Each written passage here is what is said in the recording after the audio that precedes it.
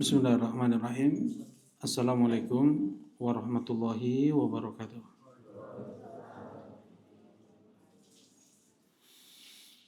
Innal hamdalillah nahmaduhu wa nasta'inuhu wa nastaghfiruh wa na'udzu billahi min shururi anfusina wa min sayyiati a'malina. May yahdihillahu fala mudhillalah wa may yudlil fala hadiyalah. Asyhadu an la ilaha illallah wahdahu la syarikalah wa asyhadu anna Muhammadan abduhu wa rasuluh sallallahu alaihi wa ala alihi wa sahbihi wa sallama tasliman katsira amma ba'd.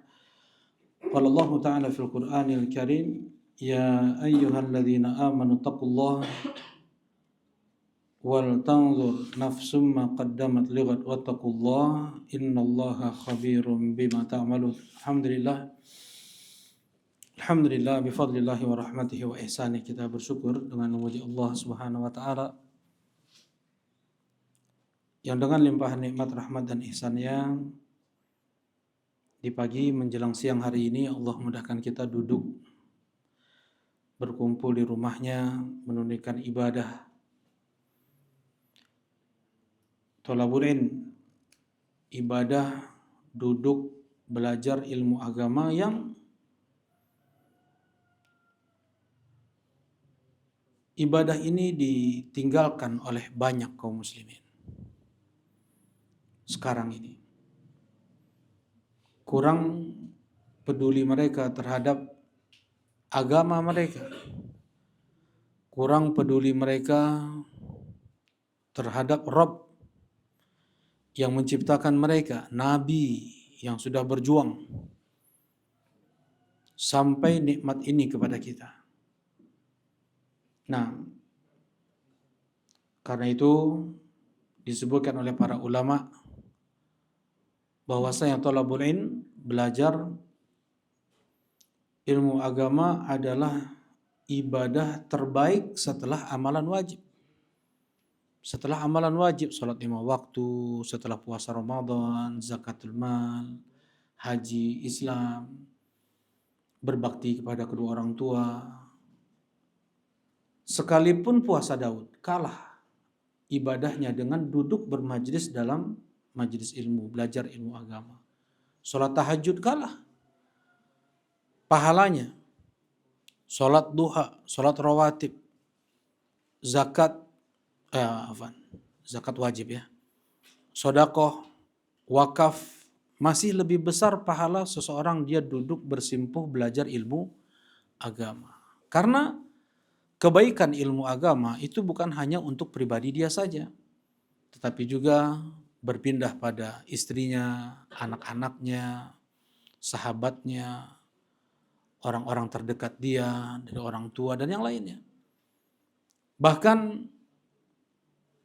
berkah ilmu agama tersebut didapatkan oleh lingkungan masyarakat, bangsa dan negara, sampai semut di dalam lubangnya mendoakan para penuntut ilmu. Ikan di lautan mendoakan para penuntut ilmu karena kebaikan sampai kepada mereka. Bagaimana Bang Felis? Kebaikan sampai pada semut. Bagaimana tuh? Dengan ilmu agama semut dapat kebaikan. Bagaimana? Ikan dapat kebaikan. Sampai mereka mendoakan para penuntut ilmu. Iya. Nah, contohnya apa? Kita nggak mengganggu semut itu gimana maksudnya? Nah, nggak boleh kita membunuh semut. 4 binatang yang nggak boleh kita bunuh. Apa saja itu? Semut, katak, lebah. Lebah ya, bukan tawon ya. Bedakan antara lebah dengan tawon. Kan ada terapi lebah, nggak ada terapi tawon kan? Ya maksudnya kalau lebah itu dia mati bunuh diri. Kalau dia menyengat orang mati. Kalau tawon berapa kali sengat nggak mati-mati dia. Nah ini 3. Yang keempat adalah burung hudhud. Nggak sembarangan bunuh semut, nggak boleh. Kalau kita disengat oleh satu semut, hanya semut itu saja yang boleh kita bunuh. Nggak boleh semua keluarganya, karib kerabatnya, sepupunya, keponakannya kita bunuh. Ya, mereka kaum yang bertasbih memuji Allah Subhanahu wa taala. Kalau ikan gimana? Abu Ammar. Kita nggak boleh mendolimi ikan. Bagaimana itu kita nggak boleh mendolimi? Maksudnya bentuk mendolimi ikan itu bagaimana? Nah, Bang Felis tuh gimana? Ya? Apa? Merusak lingkungan. Enggak, ini yang apa namanya? Yang normal-normal aja bisa seperti. Misalnya ini gimana? Nah, tadi mau dibilang apakah mancing termasuk zalim? Enggak, boleh. Ngusep misalnya ya, boleh. Ya, boleh ngusep. Enggak, maksudnya menzalimi ikan itu bagaimana?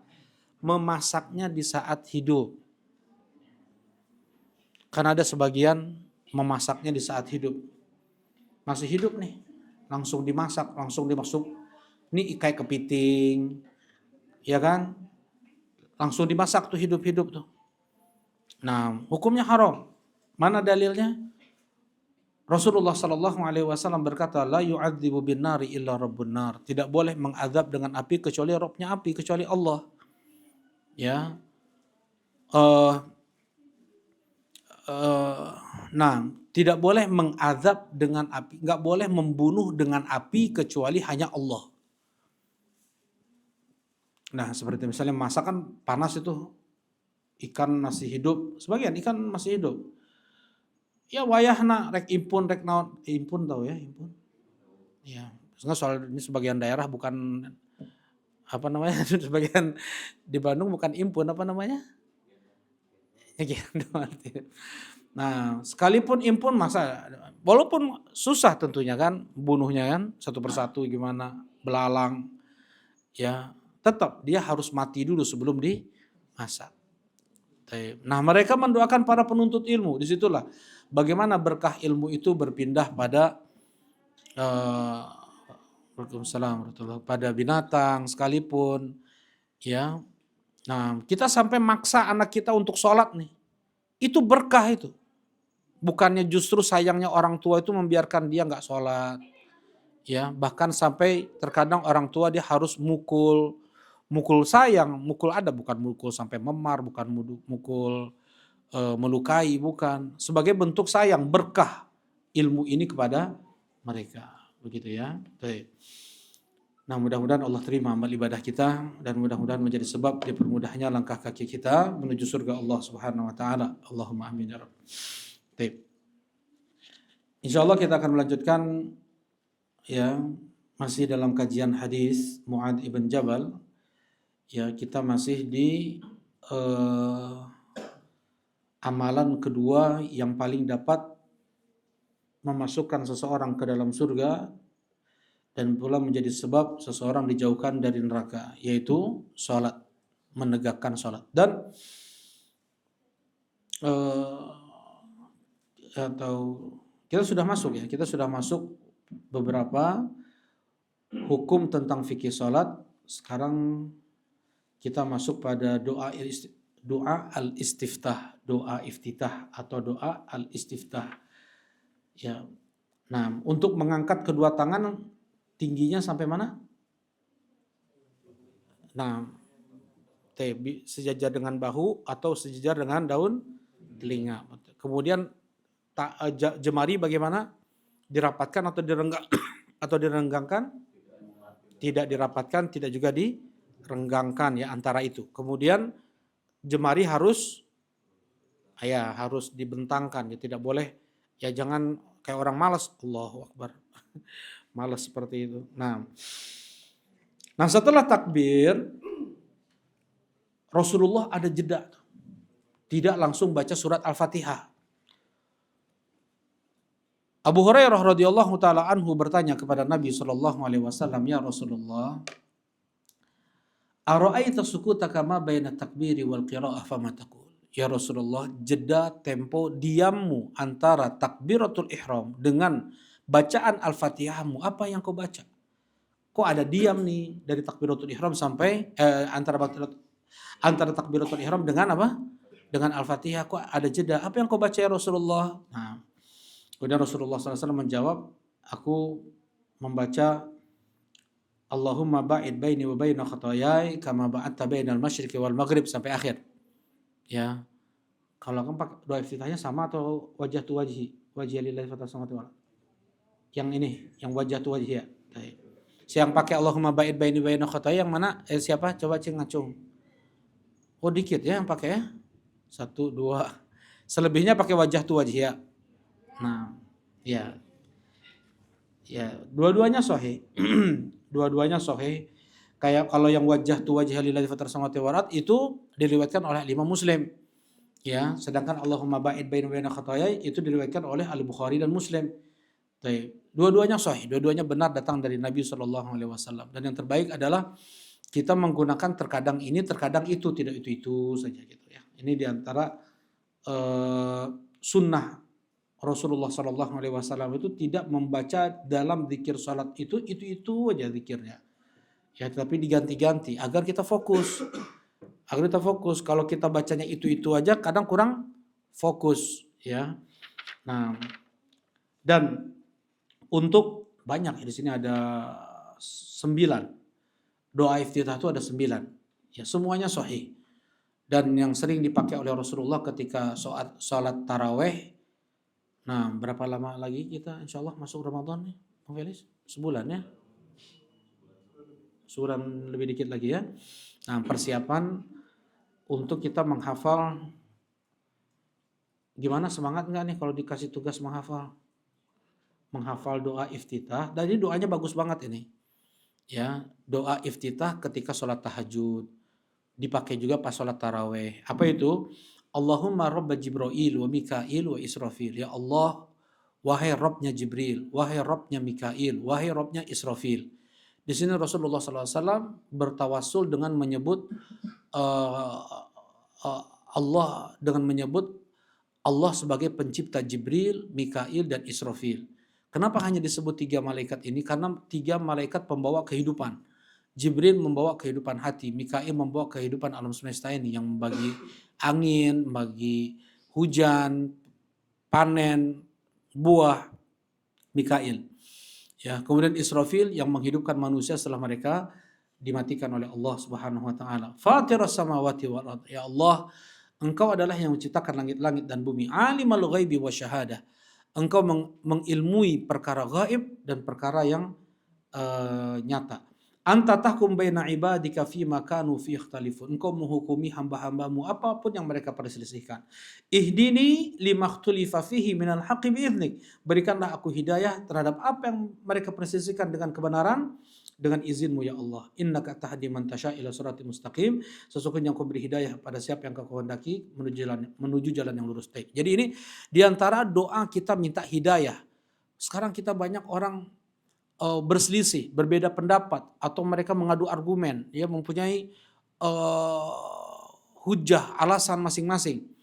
Nah, kita minta kepada Allah untuk ditunjukkan mana yang benar, mana yang baik, ya. Dari berbagai macam jenis manusia ini, coba tuntun aku ya Allah untuk selalu benar dalam mengambil keputusan, dalam memilih, ya, bijak dalam berbicara, dalam berbuat. Nah, ini doanya nih. Bangun tidur, doa. Bangun tidur, sholat tahajud, pertama kali yang dibaca doanya ini, doa iftitah ini. Minta hidayah. Ini luar biasa nih doa ini. Ya, kalau bisa sih, ya, ini kan cuma 3 baris, 1, 2, 3, 3 baris. Ya, kalau surat Qul Huwallahu Ahad kan 4 baris ya.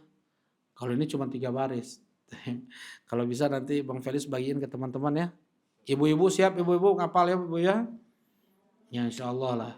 Nah, ngapal doa iftitah dibaca di sholat taraweh setiap 2 rakaat. Kan 2 rakaat tuh, ya, 2 rakaat iftitah, 2 rakaat kedua lagi iftitah lagi, itu kita baca. Kita minta terus hidayah. Ya, kita minta terus petunjuk kepada Allah Subhanahu wa taala. Sebagaimana dalam setiap rakaat pun kita kan minta ihdinas shiratal mustaqim. Ini hampir mirip nih. Ya, tapi kita memang harus sering. Entah doa yang mana, yang keberapa kalinya yang Allah kabulkan sehingga dengan itu terbuka hati kita untuk bisa istiqomah di atas Islam ini. Gitu ya. Baik. Nah, ini doa iftitah Apa hukum doa iftitah? Sebagian ulama mengatakannya wajib. Ya, tetapi yang benar hukumnya adalah sunnah, tidak wajib. Kenapa sunnah? Karena Rasulullah SAW ketika beliau diam antara takbiratul ihram dan membaca surah Al-Fatihah, berarti kan Abu Hurairah nggak tahu apa yang dibaca oleh Nabi SAW. Kalau seandainya tahu, kalau seandainya wajib, tentunya Rasulullah SAW akan memberitahukan itu sebelumnya kepada Abu Hurairah radhiyallahu taala anhu, sehingga Abu Hurairah tidak bertanya kepada Nabi SAW. Karena hukumnya sunnah, maka Rasulullah SAW pun ditanya oleh Abu Hurairah, barulah Rasulullah menjawab. Jelas insyaallah ya. Jadi hukumnya adalah sunnah. Maksudnya kalau wajib, tentunya dari awal akan Rasulullah ajarkan seperti membaca surat Al-Fatihah. Jelas insyaallah ya. Nah, kemudian setelah kita baca doa iftitah, apa yang kita baca? Sebelum baca Al-Fatihah, apa yang kita baca? Ta'awudz ya. A'udzubillahi minasyaitonirrajim. Fa idza qara'tal Qur'an fasta'idz billah minasyaitonirrajim. Wah, ingat ngusap dulu sebentar ya. Kalau seandainya mancing tapi dilepas lagi, bukan untuk dikonsumsi ini. Nah, itu yang baru yang mentolimi. Ya. Tapi kalau seandainya dia mancing untuk dikonsumsi, untuk dimakan atau untuk dijual, hukumnya nggak ada masalah. Ini boleh, ini masyhur disyariatkan. Maksudnya untuk nafkah diri atau keluarga nggak ada masalah. Tapi kalau mancing lepasin lagi, dia udah ini nyiksa ini yang seperti ini ya. Nah, jangan ingat ke musuh deunya. Nah, kita lanjutkan. Nah, jadi kita sebelum membaca Al-Fatihah adalah membaca al-isti'adzah. Isti'adzah itu apa? At-ta'awudz. A'udzubillahi minasyaitonirrajim. Allah Subhanahu wa taala berfirman, "Fa idza qara'tal Qur'ana fasta'idz billahi minasyaitonirrajim." Apabila engkau mau membaca Al-Qur'an, maka ucapkanlah a'udzubillahi minasyaitonirrajim. Ya, minta perlindunganlah kepada Allah dari godaan syaitan ar-rajim yang terkutuk. Baik. Ini dalil surat An-Nahl ayat 98 ya, wajibnya membaca al-isti'adzah ya. Ini menurut pendapat kebanyakan para ulama berdasarkan hadis ini. Ada pendapat sebagian ulama bahwasanya membaca isti'adzah itu hukumnya sunnah. Jadi sekalipun dia tidak membaca isti'adzah, dia tidak berdosa, itu maksudnya ya. Kalau misalnya lupa nggak baca isti'adzah, nggak perlu harus ngulangi lagi ya. Dan dia pun tidak berdosa. Mana dalilnya? Ketika Rasulullah SAW turun kepada beliau surat Al-Kautsar ya. Kata Rasulullah, barusan turun kepadaku satu surat. Kemudian Rasulullah membaca Bismillahirrahmanirrahim. Inna a'tainakal kautsar.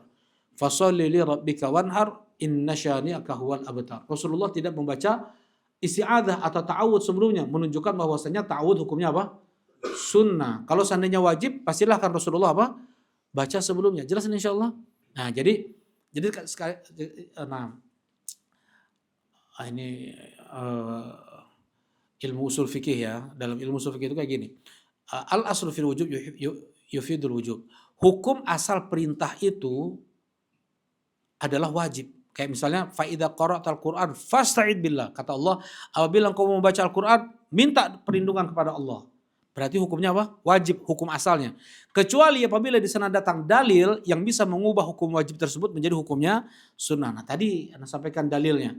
Rasulullah SAW pernah beliau membaca surat Al-Kautsar tanpa apa? Beristi'adzah sebelumnya, tanpa meminta perlindungan kepada Allah sebelumnya, tanpa ta'awudz sebelumnya. Nah, jadi hukumnya sunnah, tetapi menurut jumhur ulama hukumnya adalah wajib. Barakallahu fikum. Kemudian bacanya dikerasin atau pelan? Imam nih, ta'awudnya dikeraskan atau dipelankan? Pelan ya, nggak ada. Jangan dikeraskan ya. A'udzu billahi minasyaitonir rajim misalnya, enggak. Tapi israr, dibaca israr itu dipelankan. Dan tidak ada khilaf di sini. Semua ulama sepakat ketika membaca isti'adzah itu dipelankan. Kemudian, apakah membaca isti'adzah itu di setiap rakaat atau cukup di rakaat pertama saja? Ya, mungkin ada pertanyaan itu ya. Apakah di rakaat pertama atau di setiap rakaat? Kan rakaat kedua kita baca Al-Fatihah lagi. Rakaat ketiga baca Al-Fatihah lagi. Keempat Al-Fatihah lagi. Apakah kita membaca al-isti'adzah setiap rakaat atau di rakaat pertama saja? Nah, boleh untuk membaca isti'adzah di setiap rakaat sebelum baca Al-Fatihah, atau boleh dia cukupkan saja di awal rakaat pertama. Kenapa? Karena apabila dijeda hanya dengan zikir dan ibadah, maka tidak harus mengulangi lagi isti'adzah. Sebagaimana Rasulullah SAW, ini sunnahnya ya, mungkin belum pernah kita amalkan. Ya, ketika sholat tahajud, Rasulullah SAW beliau membaca surat-surat panjang. Ketika melewati ayat-ayat tentang surga, beliau meminta kepada Allah agar dianugerahkan surga. Allahumma nis'aluka min fadlik. Allahumma nis'aluka jannatak. Allahumma nis'aluka jannatak. Jadi Rasulullah jeda bacaan Quran beliau dengan doa. Ya Allah, aku memohon surgamu. Ya Allah, aku memohon surgamu. Lewat ayat tentang neraka, langsung Rasulullah berdoa, Allahumma inni a'udzubika minan nar. Ya Allah, aku minta perlindungan. Ya Allah, lindungilah aku dari neraka, jauhkan aku dari neraka.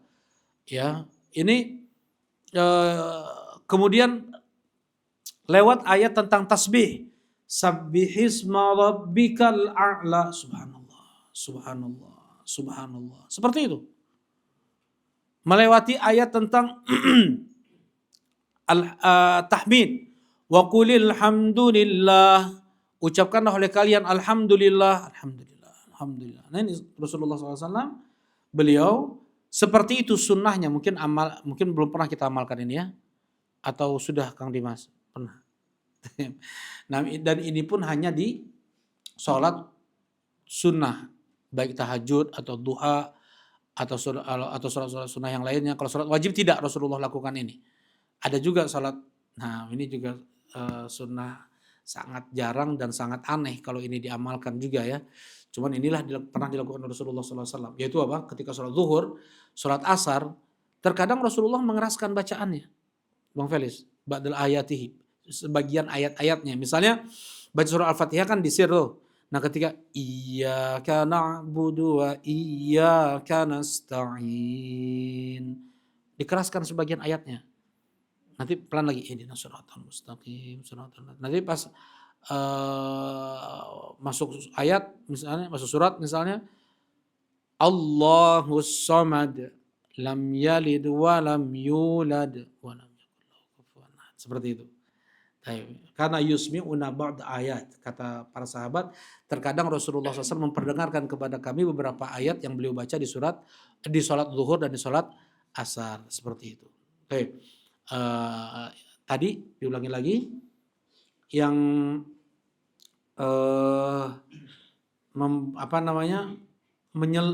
menyelingi ya bacaan Quran dengan zikir atau istighfar ya. Gimana? Fastaqim kama umir, wastaghfir li dzambik, lewat ayat tentang mintalah ampunan kepada Rabbmu atas dosa-dosamu. Astagfirullah. Nah, menyela bacaan Al-Quran dengan zikir-zikir seperti ini atau sujud tilawah misalnya. Kita sedang membaca Al-Quran, wasjud waqtarib, kita sujud nih. Itu nggak perlu lagi kita ulangi dengan apa? Isti'adzah baru lagi. Jelas ini ya. Nah, ini jadi urutan sholat semuanya adalah antara zikir dan ibadah-ibadah yang lainnya. Jadi tidak boleh saja mencukupkan isti'adzah itu hanya di awal atau di rakaat pertama saja, gitu ya. Karena dia tidak menjeda dengan obrolan, dia tidak menjeda dengan perbuatan-perbuatan yang mubah atau perbuatan yang kosong, tapi semua itu bernilai ibadah dan zikir. Maka tidak perlu lagi untuk membaca isti'adzah. Jelas insyaallah? Gitu ya. Jadi boleh untuk membaca isti'adzah setiap rakaat, boleh juga mencukupkan ya di rakaat pertama saja. Barakallahu fikum. Ya. Nah, ini untuk al-isti'adzah. Nah, Kemudian setelah membaca isti'adzah, yang kita baca surat Al-Fatihah, ya. Yang kita baca adalah surat Al-Fatihah. Baik. Apa hukum membaca surah Al-Fatihah dalam sholat? Hukumnya bukan wajib dong. Rukun.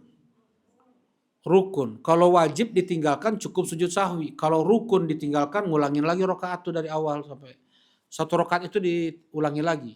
Misalnya sholat zuhur kita nih, kan wajib baca surah Al-Fatihah.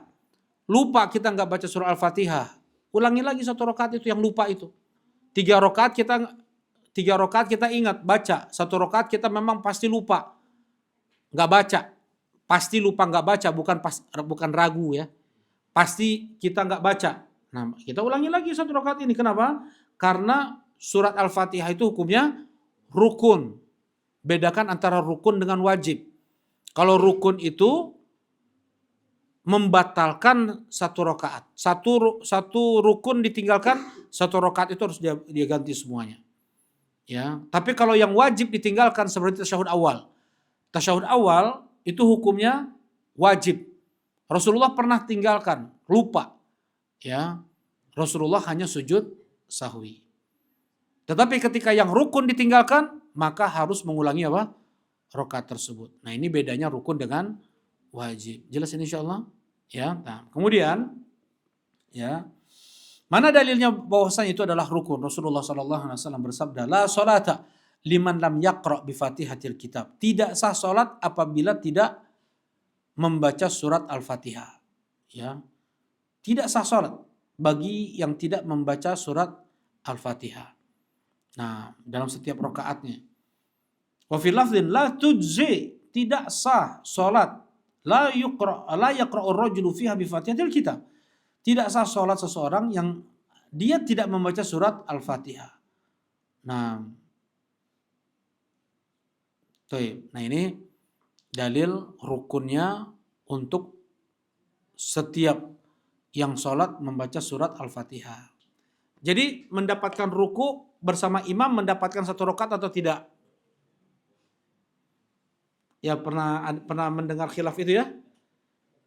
Ya, mendapatkan ruku bersama imam mendapatkan satu rakaat atau tidak? Dapat.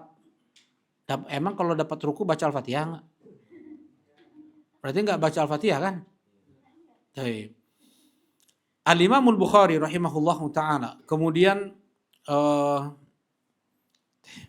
ulama-ulama sekarang banyak ya, Syekh Muqbil dan yang lainnya. Mereka semua mengatakan tidak mendapatkan satu rakaat kalau hanya mendapatkan ruku. Kenapa? Karena dia tidak membaca surat Al-Fatihah. Sedangkan surat Al-Fatihah tadi hukumnya apa?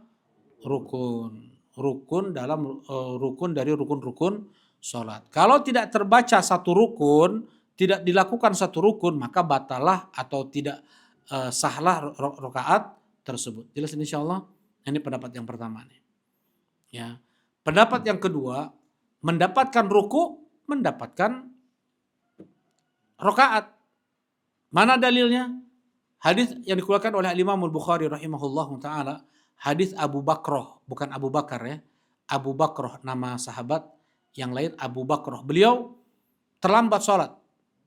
Masuk masjid, Rasulullah udah ruku. Langsung Abu Bakrah ini masuk masjid langsung ruku. Allahu Akbar, ruku, langsung jalan ke depan. Ke shaf sambil ruku. Ya, nah. Selesai, suara orang agak cepat itu jalannya. Siapa tadi? Kata Rasulullah, aku ya Rasulullah. Zadakallah hirsan wa ta'un. Mudah-mudahan Allah tambahkan lagi kesungguhan untukmu, tapi jangan keulangi lagi. Maksudnya jangan keulangi lagi tadi terburu-buru, itu nggak boleh ya. Kita lari, mau dapat sholat berjamaah kita lari, itu hukumnya nggak boleh. Ya, kita harus tenang berjalan. Rasulullah SAW bersabda, "Idza nudiya lis-shalah fa'tuha wa antum tamshun." Apabila kalian mendengar suara dikumandangkan azan, datangi dalam keadaan kalian berjalan. Wa alaikumus sakinah, dan tenanglah dalam berjalan. Fama adraktum fasallu wa ma fatakum fatimu. Apa yang kalian dapati dari imam tersebut ikuti, dan apa yang terluputkan dari imam tersebut sempurnakan oleh kalian. Di sini ya. Jadi hukumnya nggak boleh berlari, itu hukumnya nggak boleh. Kata Rasulullah di sini, mudah-mudahan Allah tambahkan kesungguhan kepadamu, tapi jangan kau ulangi lagi seperti itu. Ya, tapi Rasulullah tidak menyuruh Abu Bakrah untuk menambah lagi 1 rakaat. Jelas ini ya. Kalau seandainya tidak sah mendapatkan ruku bersama imam, tentunya Rasulullah akan bilang ke Abu Bakrah, tambah lagi 1 rakaat, tadi nggak sah, kau hanya mendapatkan ruku bersama imam. Jelas insya Allah. Dan ini yang benar pendapatnya, mendapatkan ruku mendapatkan 1 rakaat. Bagaimana dengan hadis la sholata liman lam yaqra bi Fatihatil Kitab? Tidak sah salat apabila tidak membaca surah Al-Fatihah. Kan ada pertanyaan tuh. Jawabannya adalah berbeda keadaan, berbeda hukum. Ketika seseorang dia bisa membaca Al-Fatihah di belakang imam dalam kondisi berdiri, wajib dia untuk membaca surat Al-Fatihah. Tapi kalau dia mendapatkan imam dalam kondisi ruku, maka hukumnya udah berbeda. Ya, maka hukumnya berbeda. Jadi beda keadaan, beda apa? Hukum. Jelas insyaallah. Gitu ya.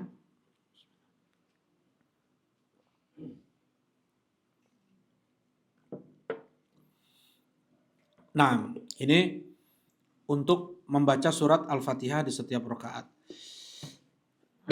Dan surah Al-Fatihah itu ada banyak keutamaannya. Ya, surat yang paling agung. Surat yang paling agung dalam Al-Quran adalah surat Al-Fatihah. Ada berapa jumlah surat dalam Al-Quran? 114. Yang paling agungnya adalah surat Al-Fatihah. Kalau ayat apa? Ayat yang paling agung apa? Ayat kursi. Ayat yang paling agung adalah ayat kursi. Surat yang paling agung adalah surat Al-Fatihah. Semua surat, nama lain surat Al-Fatihah adalah Ummul Quran, induk Al-Quran. Ya, semua surat dari Al-Baqarah sampai An-Nas adalah tafsir untuk surat Al-Fatihah. Ya.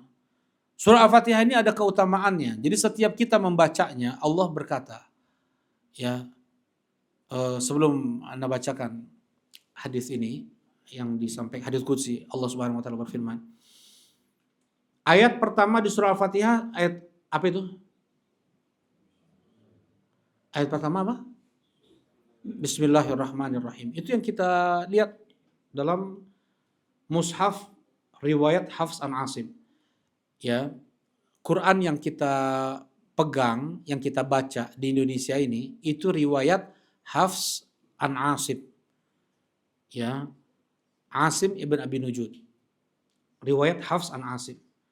Kalau misalnya kita pergi ke Maroko, Jazair, ya, ke Jazair atau ke Maroko, kita lihat Quran mereka itu riwayat Warsh an Nafi'. Kalau kita ke Libya, kita lihat Quran mereka riwayat Qalun an Nafi'. Kalau ke Afrika, di bawah riwayat Abu Amr atau Al-Kasai. Ketika ke Maroko tadi, kenapa? Kalau ke Maroko, kita lihat Qurannya riwayat siapa tadi? Warsh an Nafi'. Ayat pertamanya adalah Alhamdulillahirabbil alamin. Bukan Bismillahirrahmanirrahim. Ya. Jadi para qurra, mereka yang membawa riwayat, ya, mereka yang membawa riwayat surat ini berbeda dalam menetapkan ayat pertama di surah Al-Fatihah. Selebihnya mah enggak ada beda. Ayat pertama di surah Al-Baqarah apa? Alif Lam Mim kan? Maksudnya bukan Bismillahirrahmanirrahim kan? Ya, kemudian ayat pertama di surat An-Nas apa? Qul a'udzu birabbin nas kan, bukan Bismillahirrahmanirrahim.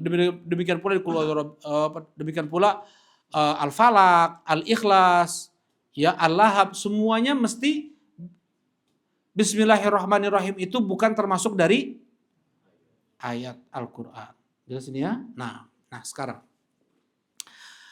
Ada 3 pendapat para ulama untuk Bismillahirrahmanirrahim yang ada di awal surat. Pendapat yang pertama adalah pendapat Abdullah ibn Mubarak yang mengatakan bahwasanya Bismillahirrahmanirrahim itu ayat pertama di setiap surat. Al-Baqarah ayat pertamanya Bismillahirrahmanirrahim. Hanya satu ulama saja yang bilang seperti ini dan ini lemah pendapatnya. Ya. Tadi siapa namanya? Abdullah bin Mubarak. Ya, surat Ali Imran ayat pertamanya Bismillahirrahmanirrahim. Surat Al-Falaq ayat pertamanya Bismillahirrahmanirrahim. An-Nas surat ayat pertamanya Bismillahirrahmanirrahim, seperti itu. Nah, dan ini lemah.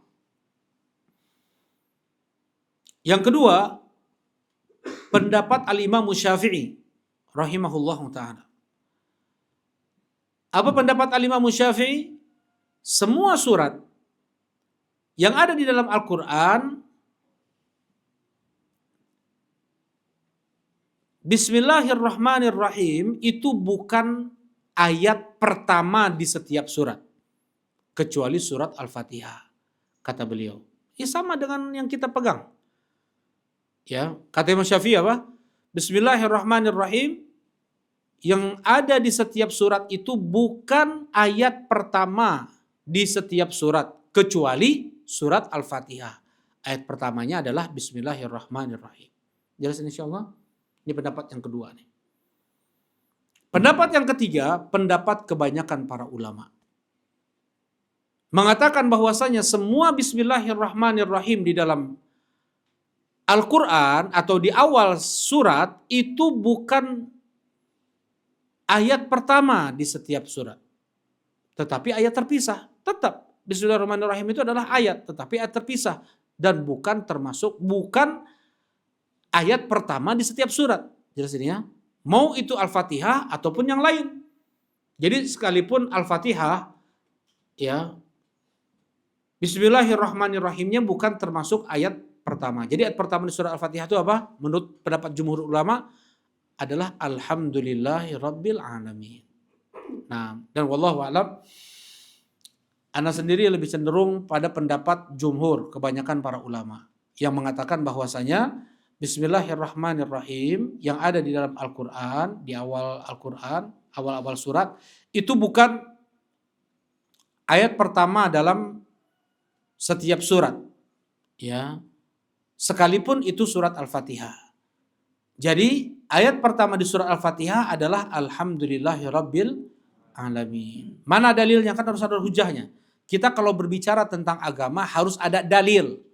Mana dalilnya? Ayat Al-Qur'annya mana? Hadis Nabinya mana? Karena memang perintah dari Allah, wa in tanaza'tum fi syai'in farudduhu ila Allahi war Rasul. Apapun yang kalian perselisihkan, sekecil apapun perselisihan, terlebih dalam masalah agama, kembalikanlah kepada Allah dan Rasulnya. Maksudnya kepada Allah, maksudnya ke Al-Quran, kepada Rasul, maksudnya ke hadis Nabi SAW. Jelas insyaallah? Harus ada dalilnya. Harus ada dalil. Kalau nggak ada dalilnya, nggak boleh. Kita berbicara tentang agama, hukumnya haram. Ya. Kalau tidak tahu dalilnya, kalau tidak tahu dalilnya, ucapkan Allahu a'lam. Sekarang mana dalilnya? Bahwasanya Bismillahirrahmanirrahim itu bukan termasuk dari surat Al-Fatihah. Kan begitu? Hadis yang diriwayatkan oleh Imam Muslim. Jadi kayak gini, ya. Kita kalau ada lebih uang, ya, di rumah kita tuh bukan hanya mushaf aja yang ada, bukan hanya Al-Quran aja yang ada, ya. Dan kalaupun punya Al-Quran, beli juga yang ada terjemahannya, ya. Jangan yang Arabnya aja. Selain kita baca Arabnya, kita pun baca juga apa? Terjemahannya. Dengan itu kita lebih tahu hukum, syariat, ya, ilmu, fikih, tafsir, bisa kita memahami, ya. Terkadang dan banyak sekali ayat Al-Quran tidak perlu penjelasan para ulama. Sudah jelas dengan kita membacanya. Namanya muhkam. Muhkam itu apa? Nggak perlu penjelasan ulama. Lam yalid wa lam yulad. Perlu penjelasan ulama nggak? Allah tidak beranak dan Allah tidak diperanakan. Perlu penjelasan para ulama nggak? Nggak perlu dijelaskan oleh para ulama. Semua orang yang baca ayat ini apa jelas? Allah tidak punya anak. Ya. Nah, selain kita punya Al-Quran, di rumah kita ada yang namanya kitab Sahih Al-Bukhari. Ada kitab Sahih Muslim. Kitab hadis. Ya, kitab hadis. Kitab ini, ya kitab hadis. Kitab ini adalah kumpulan hadis-hadis sahih. Kalau kita tidak punya kemampuan untuk bisa memilah mana hadis sahih, mana hadis dhaif, kalau nggak salah dulu ada yang nanya ya, bagaimana kita bisa membedakan mana hadis sahih, mana hadis dhaif. Kalau kita tidak punya kemampuan untuk itu, maka cukup beli Sahih Bukhari dan Sahih Muslim. Karena semua yang ada di dalam dua kitab ini itu sudah terpilah dan terpilih. Dan para ulama-ulama semua setelahnya mengakui akan kesahihan dua kitab ini, Sahih Bukhari dan Sahih Muslim. Dan mereka, Imam Bukhari dan Muslim, mempersyaratkan semua yang dikeluarkan dalam kitab mereka itu semuanya sahih. Berbeda dengan sunan, kitab-kitab sunan yang lainnya. Sunan Abi Daud, Sunan Tirmidzi, Sunan Ibnu Majah, Sunan An-Nasai. Mereka sendiri tidak mempersyaratkan semua yang dikeluarkan dalam kitab ini sahih, itu enggak. Soalnya mereka pun pula menghukumi dalam kitab mereka ini hadisnya dhaif. Ini hadisnya lemah. Ini lemahnya banget, ya, dhaif jiddan, seperti itu, sangat lemah. Ya, berarti apa? Mereka tidak mempersyaratkan semua yang mereka keluarkan dalam kitab tersebut semuanya apa? Sahih. Jelas ini ya, berbeda dengan Sahih Bukhari dan Sahih Muslim. Nah, jadi dan itu kitab panduan terbaik kita, namanya buku pintar. Kalau kita mau tahu seperti apa wuduknya Rasulullah, baca dari kitab tersebut. Mau seperti apa salatnya Rasulullah, baca Sahih Bukhari, baca Sahih Muslim. Mau seperti apa puasanya Rasulullah, zakatnya Rasulullah, hajinya Rasulullah. Mau seperti apa ya, baik itu ibadah, ya, ibadah.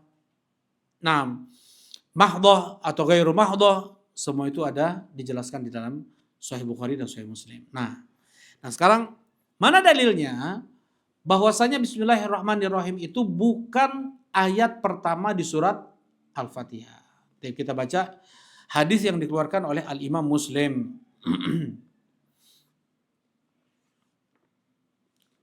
Nah,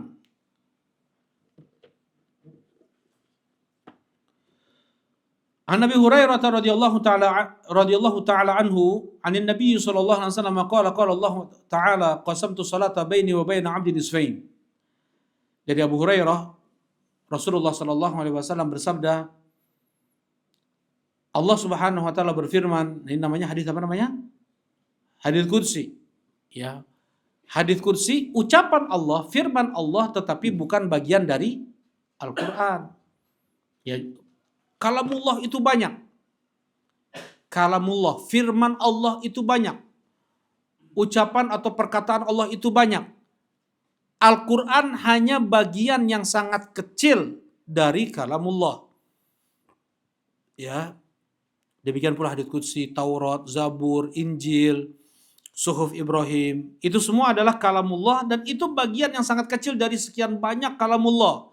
Kata Allah Subhanahu wa taala, "Qul law kana al-bahru midadan li kalimati rabbi", andaikan lautan samudra ini menjadi tinta untuk menulis kalimat Allah, firman-firman Allah, la nafidal bahr, akan habis lautan samudra tersebut untuk menulis kalimatullah. Nah, qabla an tanfadha kalimatu rabbi, dan belum habis lagi kalimat-kalimat Allah. Walau ji'na bimithlihi madada, sekalipun kami datangkan berkali-kali lipat lagi samudra lautan, tidak akan cukup untuk menulis kalimatullah. Baik. Ini hadits qudsi, ya.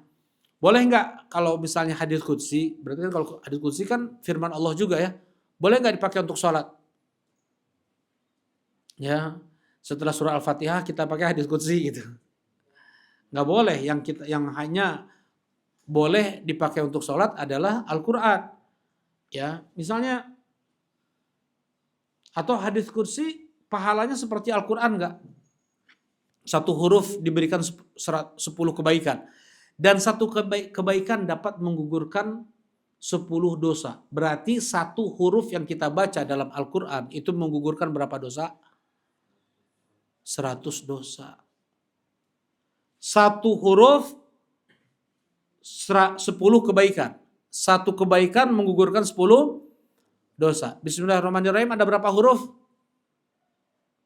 Cek atang heula. Ya, Bismillahirrahmanirrahim 19 ya. 19 huruf.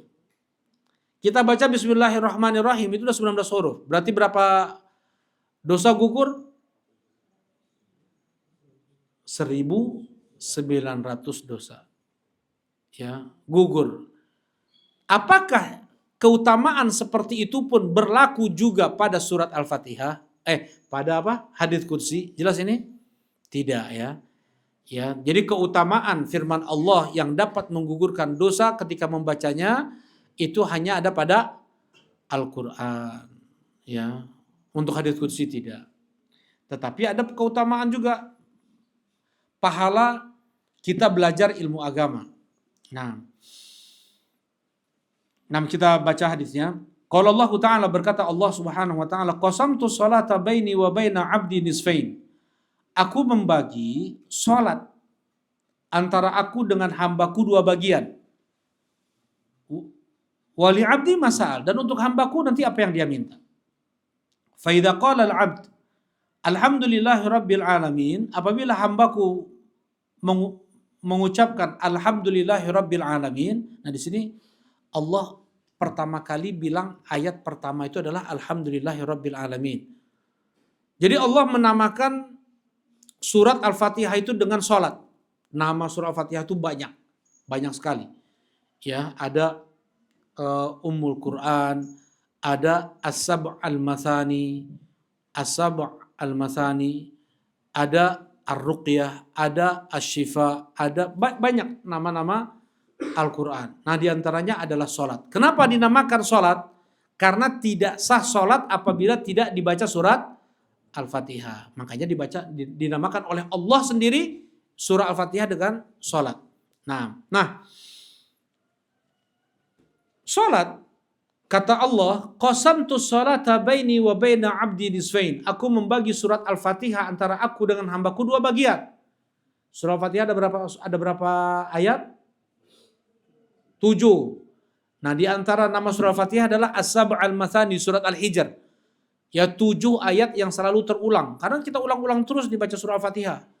Ya, satu hari saja dalam sholat kita baca berapa? Dalam sholat wajib 17.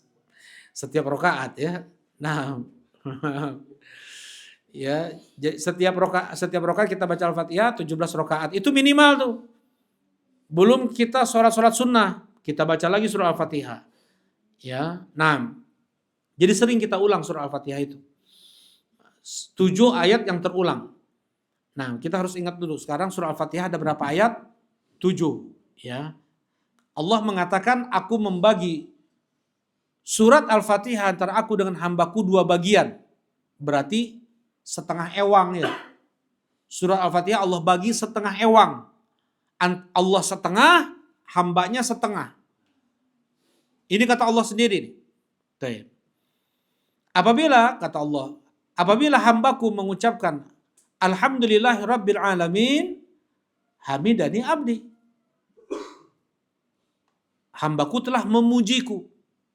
Ini untuk Allah, ini murni. Alhamdulillahi rabbil alamin, untuk Allah murni. Hambaku sudah memujiku. Wa idza qala ar-rahmanir rahim, qala Allah Ta'ala athna alayya abdi.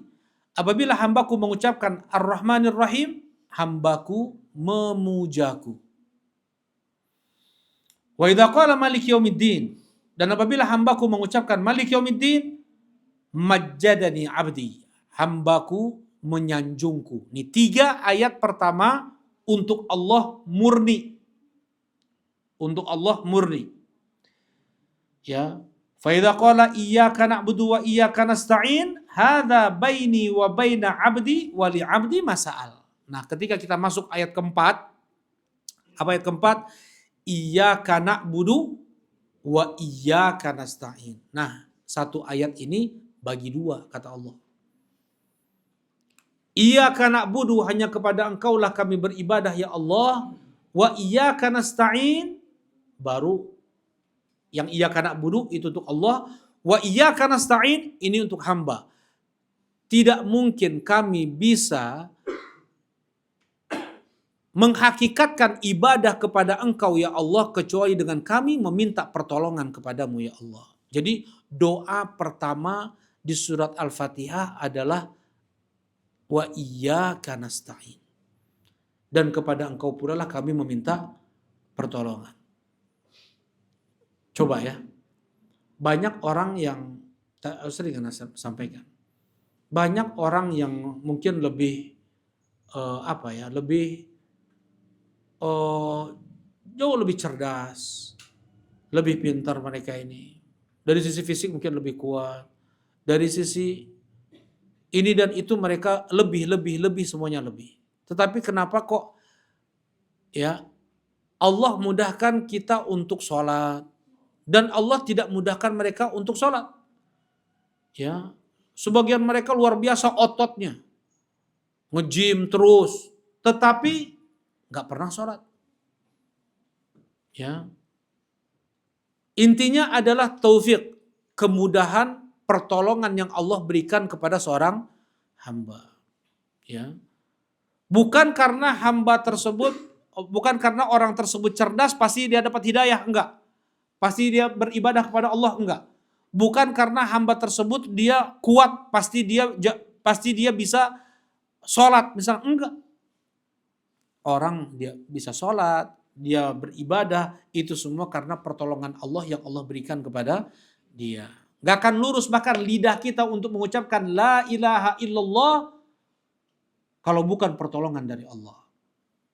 Karena itu iyyaka na'budu, ini untuk Allah nih. Hanya kepada Engkau lah kami beribadah ya Allah.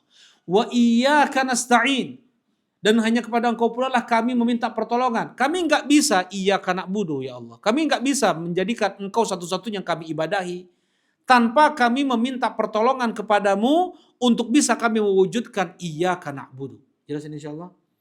Nah, jadi iyyaka na'budu wa iyyaka nasta'in itu satu ayat dibagi dua. Iyyaka na'budu untuk Allah, wa iyyaka nasta'in untuk hamba. Jelas ini ya.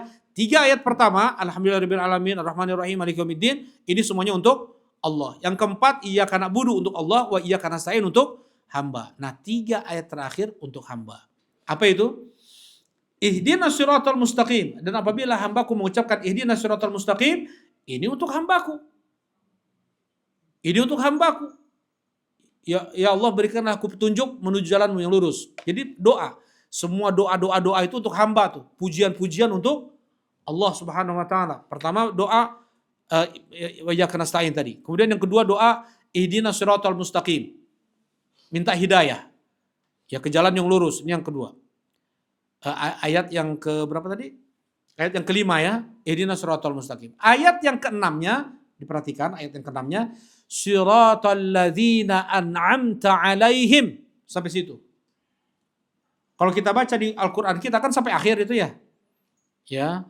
Kalau kita lihat dalam hadis ini, ya dalam hadis ini Allah berfirman, ayat yang ke-6 itu adalah siratal ladzina an'amta alaihim. Jalan orang-orang yang kau beri nikmat ya Allah. Yang ketujuh, ghairil maghdubi alaihim waladdallin. Ya ini ayat yang ketujuh. Jelas ini insyaallah. Nah, itu pun permintaan juga. Ya. Nah, 3 ayat pertama murni untuk Allah, 3 ayat terakhir murni untuk hamba. Ayat yang paling tengah iyyaka na'budu bagi 2, setengah untuk Allah, setengah untuk hamba. Maka pas bagi 2. Kalau tambah bismillahirrahmanirrahim pas tuh? Enggak pas. Ya. Kalau pakai bismillahirrahmanirrahim ayat pertama pas enggak? Enggak pas. Misalnya bismillahirrahmanirrahim adalah sanjungan pujian. Bismillahirrahmanirrahim, alhamdulillahirabbil alamin, arrahmanirrahim, maliki yaumiddin. Ini udah untuk Allah semuanya udah 4 nih. Ya, iyyaka na'budu wa iyyaka nasta'in, yang pertama untuk Allah, yang kedua untuk hamba. Ihdinas siratal mustaqim, ihdinas siratal mustaqim, siratal ladzina an'amta 'alaihim ghairil maghdubi 'alaihim waladdallin. Cuman 2 untuk hamba. Jelas insyaallah. Ya, berarti ayat pertama di surat Al-Fatihah adalah Alhamdulillahi Rabbil Alamin. Nah, barakallahu fikum. Baik. Nah, sekarang apakah dikeraskan Bismillahirrahmanirrahim oleh imam di sholat jahriyah? Sholat jahriyah itu sholat non wae. Subuh, maghrib, isya. Sholat jahriyah itu sholat yang dikeraskan bacaannya. Ya, dari 5 sholat hanya 3 sholat. Subuh, maghrib, dan isya.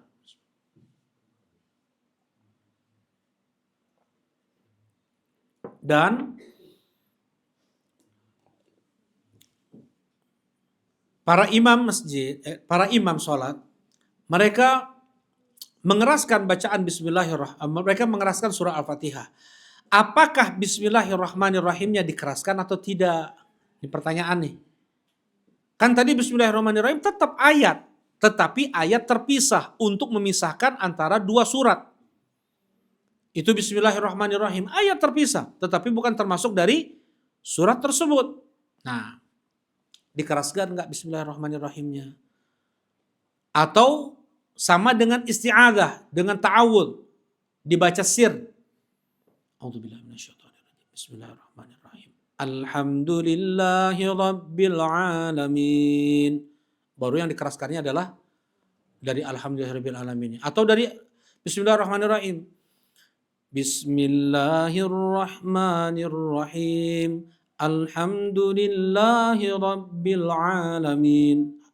Yang banyak kita dengar imam-imam sholat di Indonesia ini mengeraskan Bismillahirrahmanirrahim. Begitu kan? Kenapa? Karena di antaranya Quran yang dipegangnya riwayat Hafs an Asim dan pula madhab al-Imam Asy-Syafi'i. Tadi madhab Imam Syafi'i apa? Bismillahirrahmanirrahim. Siapa yang bisa jawab dapat hadiah nih. Ibu-ibu yang mencatat dapat hadiah, Bu. Ada berapa pendapat ulama tentang Bismillahirrahmanirrahim di dalam Al-Quran? Ada yang mencatat, ibu-ibu? Di atas nggak ada? Akang-akang weh, mangga. Ada berapa pendapat disebutkan ulamanya? Nah, dapat hadiah weh. Silakan, ini untuk nyemangatin aja. Lewat ibu-ibu nggak mau jawab? Nggak bisa jawab maksudnya. Silakan akang-akang yang mau jawab, mangga. Ayo. Ada 3 pendapat. Pendapat yang pertama, ya, mangga, silakan. Pendapat yang pertama, Bismillahirrahmanirrahim Bukan termasuk ayat. Itu pendapat siapa? Tuh, lanjut dulu. Pendapat kedua, Imam Syafi'i bukan termasuk ayat kecuali Al-Fatihah.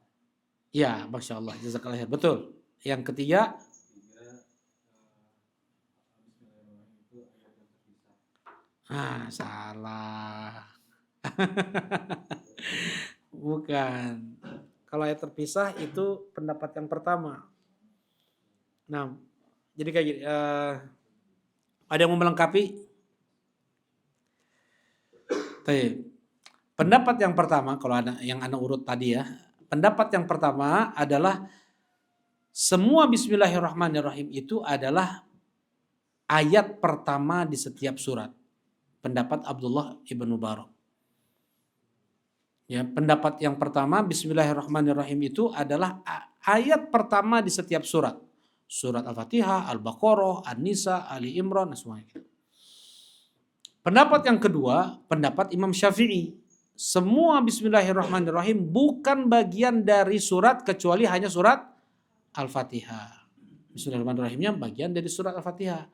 Pendapat yang ketiga, pendapat jumhur, kebanyakan para ulama, bahwasanya semua Bismillahirrahmanirrahim yang ada di awal surat itu bukan bagian dari surat.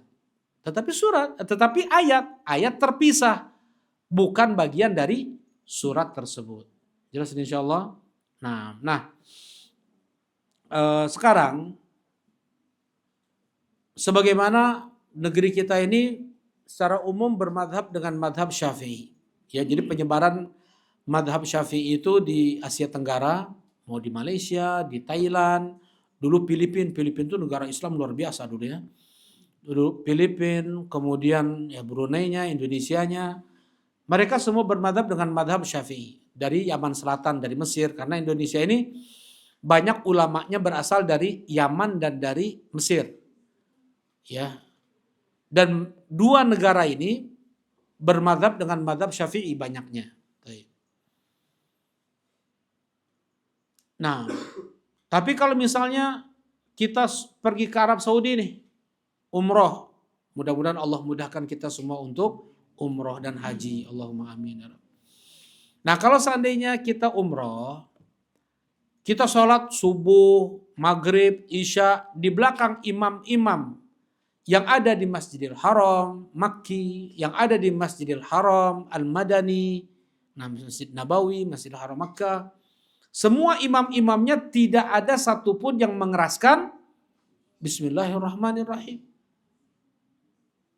Semuanya langsung membaca Alhamdulillahirabbil alamin. Jelas ini insyaallah? Ya. Tapi kalau imamnya dan di Arab Saudi mushafnya sama dengan mushaf kita, Hafs an Asim. Tapi madhabnya berbeda, mereka madhabnya Hambali. Kalau di Indonesia madhabnya apa? Syafi'i, mereka mengeraskan Bismillahirrahmanirrahim. Itu memang kata Imam Syafi'i. Ya, sekarang tadi andaikan ada dua pendapat kayak gini, apa yang harus kita lakukan? Pendapat yang harus mengeraskan Bismillahirrahmanirrahim, pendapat yang tidak mengeraskan Bismillahirrahmanirrahim ketika sholat jahriyah, apa yang harus kita lakukan? Apa? Ini prinsip ini. Ini jalan kita dalam beragama. Kalau ada khilaf, apa yang harus kita lakukan? Bang Felis? Apa? Berlapang dada, bukan. Ya. Pertama bagaimana? Tadi sudah saya sampaikan ayatnya. Kalau terjadi ada perselisihan, ada perbedaan pendapat, apa yang harus kita lakukan? Kembalikan ke Al-Quran dan Sunnah. Mana pemutus hakimnya dari pendapat-pendapat para ulama ini? Mana yang benar? Harus ada ayatnya, harus ada dalilnya. Baik itu ayat Al-Quran atau hadis Nabi Shallallahu Alaihi Wasallam sebagai pemutus perkara. Jelas ini insya Allah? Ya, nah sekarang kita cari dalilnya nih. Mana dalilnya? Mana yang benar? Pendapat Imam Syafi'i atau pendapat jumhurul ulama, kebanyakan para ulama yang mengatakan tidak menjaharkan basmalah. Jadi langsung imam itu mengeraskan bacaan apa? Alhamdulillahirabbil alamin. Kita baca hadisnya.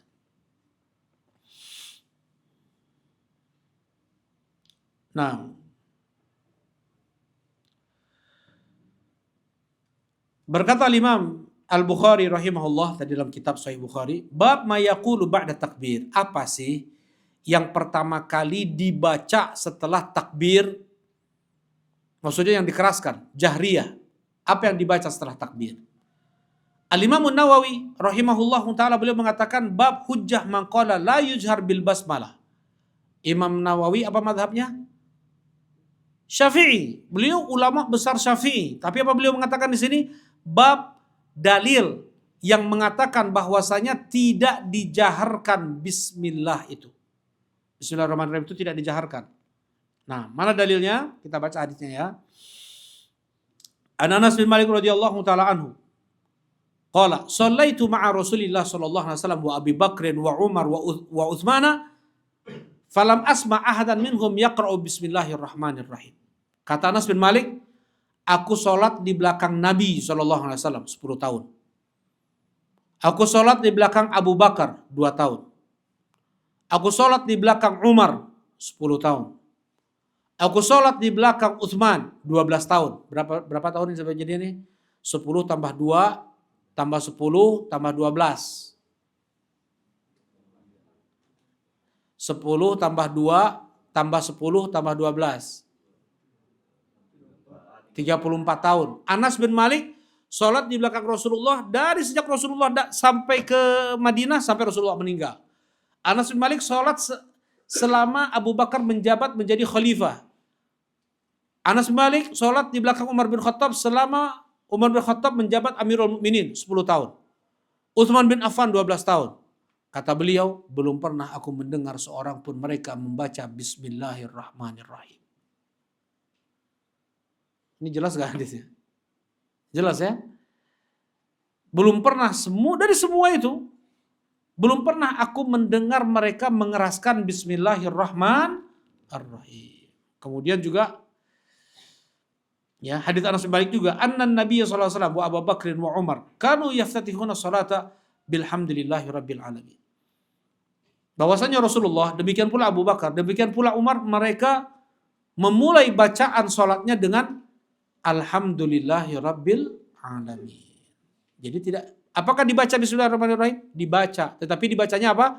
Sir, pelan. Seperti ta'awud, sama dibacanya pelan.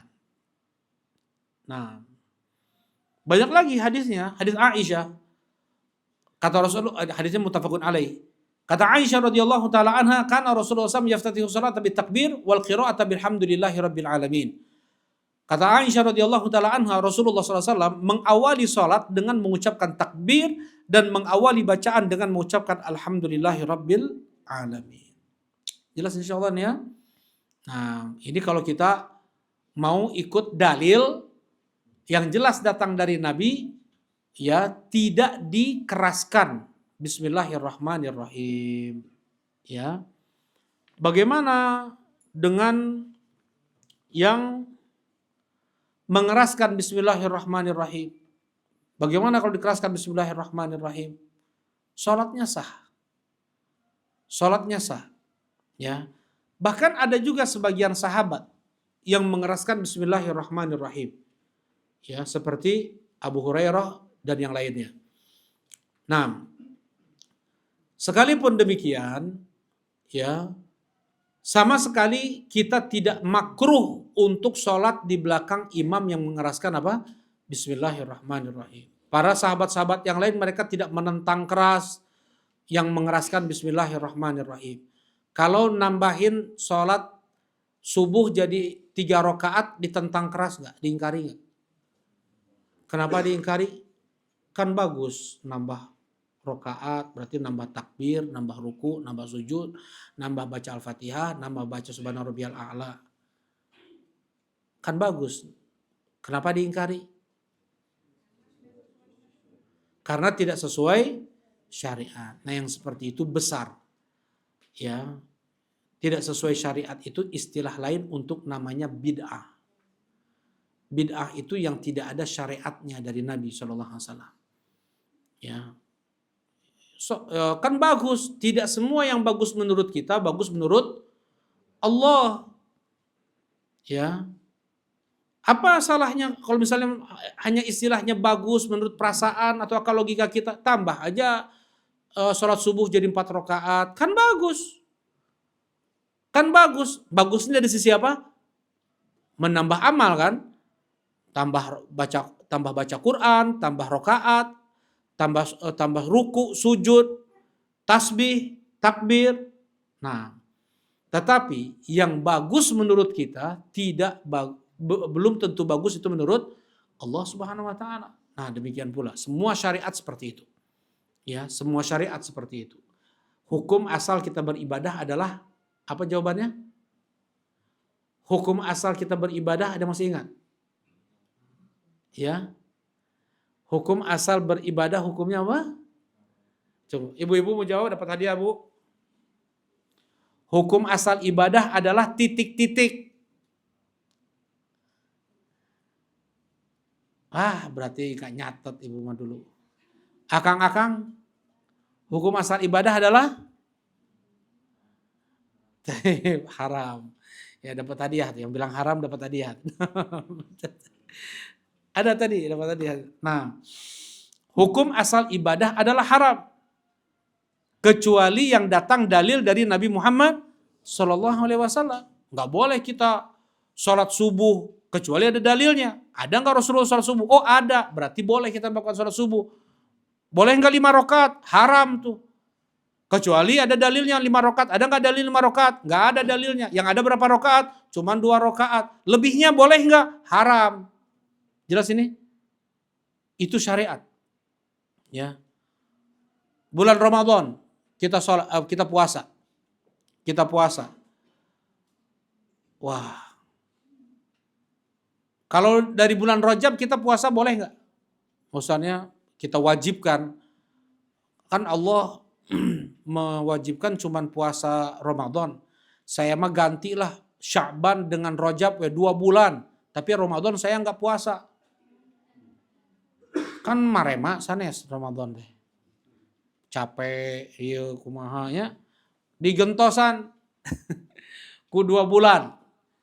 Sya'ban dan Rajab. Rajab dan Sya'ban. Boleh nggak? Ya nggak boleh. Ya, pas lebaran saya mah ya nggak terbiasa. Udah terbiasa puasa Ramadan bulan Syawal, satu Syawal puasa weh. Boleh nggak puasa? Tanggal 1 Syawal. Nggak boleh. Kan ikhlas untuk Allah. Betul-betul murni untuk Allah puasa tanggal 1 Syawal. Boleh nggak Bu? Kenapa nggak boleh? Hari tasyrik aja. Masa hari tasyrik? Tidak boleh puasa tanggal 1 Syawal. Hari Id. Kenapa? Karena dilarang oleh Nabi SAW. Tanggal 10 Dzulhijjah. Idul Adha. Tidak boleh puasa. Ya. Inna hadaini yaumain hurrima an siyamihima. 2 hari ini diharamkan untuk kita berpuasa. Ya, nggak boleh puasa sekalipun ikhlas untuk Allah. Masa diazab? Orang puasa diazab sama Allah. Bukan karena puasanya diazab, tapi karena lancang kepada Allah. Allah sudah membuat syariat, malah kita berani lancang untuk mengubah syariat Allah. Jelas ini ya? Nah, jadi sebagian ulama ketika mereka ditanya, apakah Allah akan mengazab saya karena 1 rakaat yang saya tambahkan, zuhur saya mau kerjakan 5 rakaat, emang kenapa? Nggak boleh. Apakah Allah mengazab saya karena 1 rakaat yang saya tambahkan? Allah tidak akan mengazab engkau karena 1 rakaat yang kau tambahkan, tapi Allah akan mengazabmu karena kelancanganmu kepada Allah dan Rasulnya. Allah sudah membuat batasan-batasan dan kau dengan seenaknya melewati batasan Allah. Yang sekarang aja kita jalan tol nih, lewat marka jalan aja ditilang nggak? Itu di dunia. Itu di dunia sudah ada batasan-batasan dan kita melampaui batasan yang sudah ditentukan, kita kena hukum tuh. Apalagi di akhirat, apalagi agama ini ada aturannya. Kalau seandainya tidak mengikuti aturan dalam agama ini, ya nggak diterima oleh Allah dan dia pun akan diazab. Salat, wudu, tapi sengaja sikunya nggak dibasahin. Cuman 1 siku aja nggak dibasahin. Tumit nggak dibasahin. Pas wudu, sholat di belakang imam di Masjidil Haram bahkan.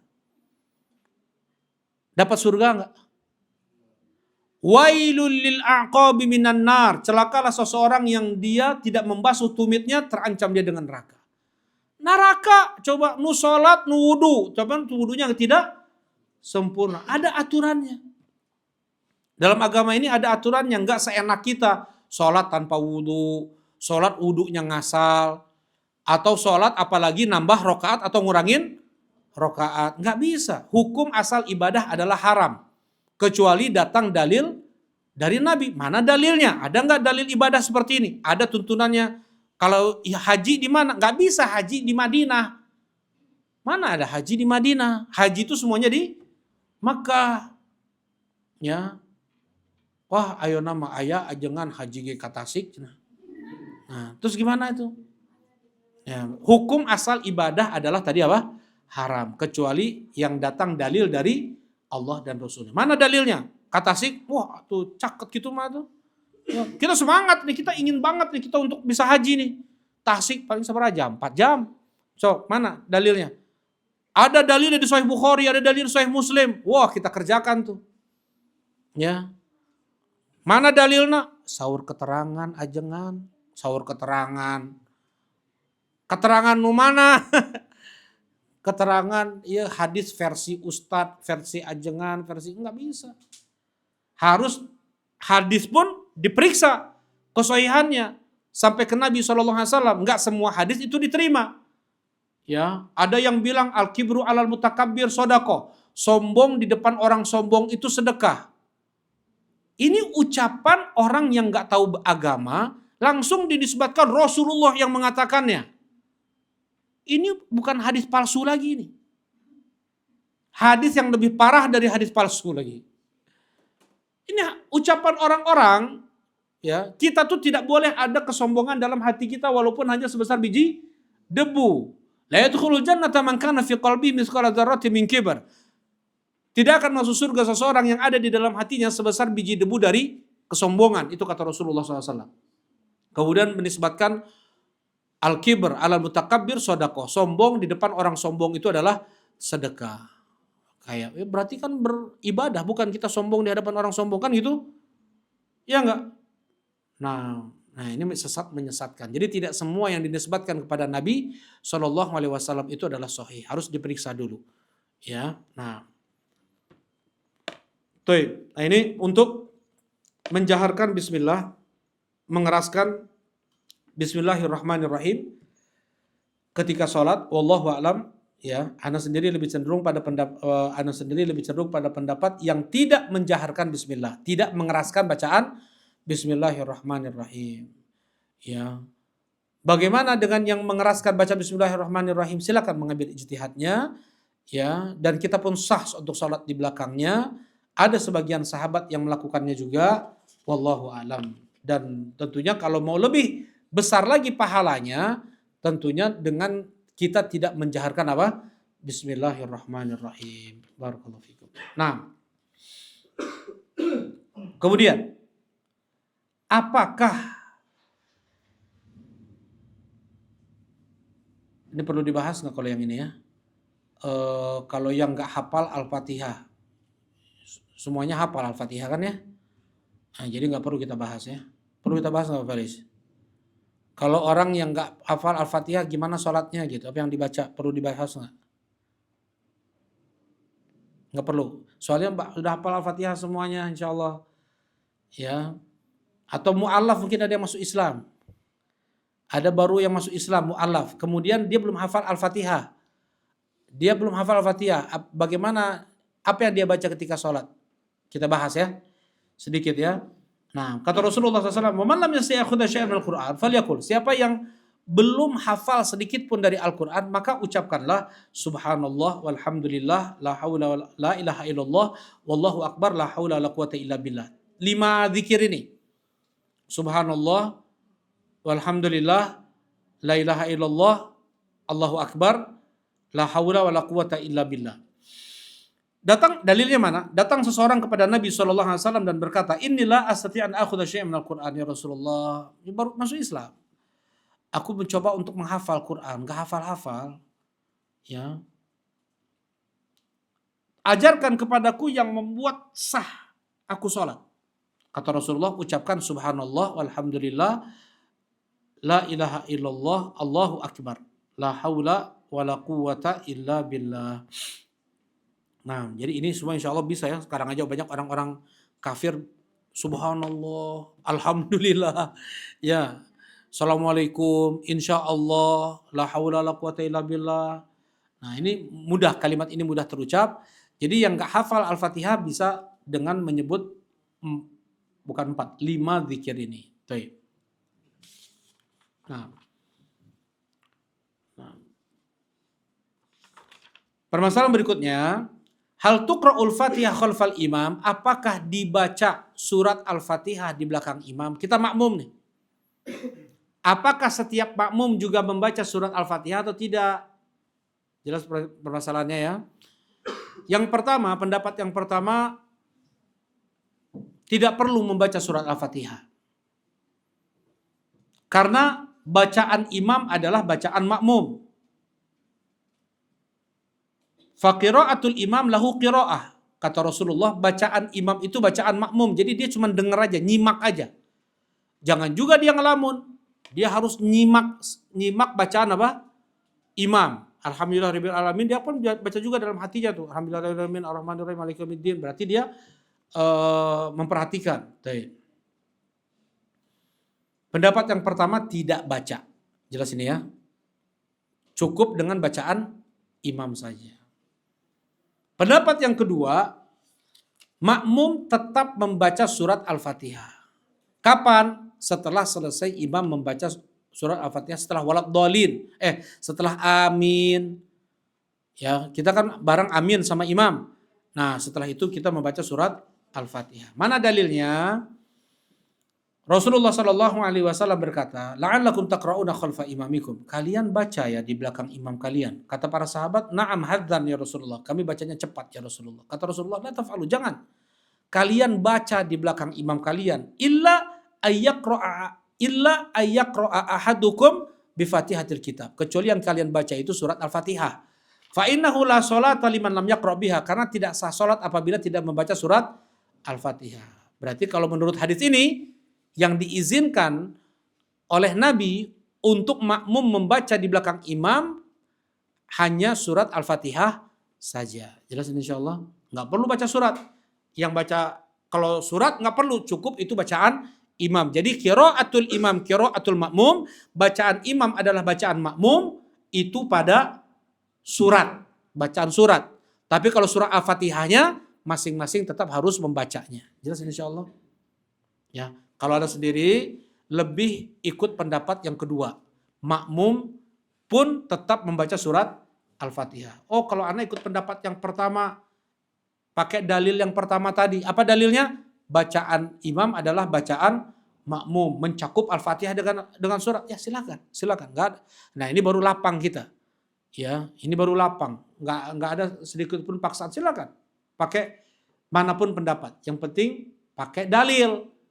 Jangan sahur ustadz iya, sahur ustadz itu. Enggak, jangan sahur ustadz. Mana dalilnya? Enggak perlu hafal. Pernah dengar sekali, itu yang lebih kuat bagi dia, pegang. Gitu ya, beritiba. Jadi enggak taklid, enggak ikut-ikutan. Tetapi beritiba mengikuti Nabi Muhammad SAW. Ya, diselesaikan sedikit ya. Yaitu setelah selesai baca Al-Fatihah, apa yang kita baca? Amin. Kita membaca amin dan dijaharkan, dikeraskan bacaannya.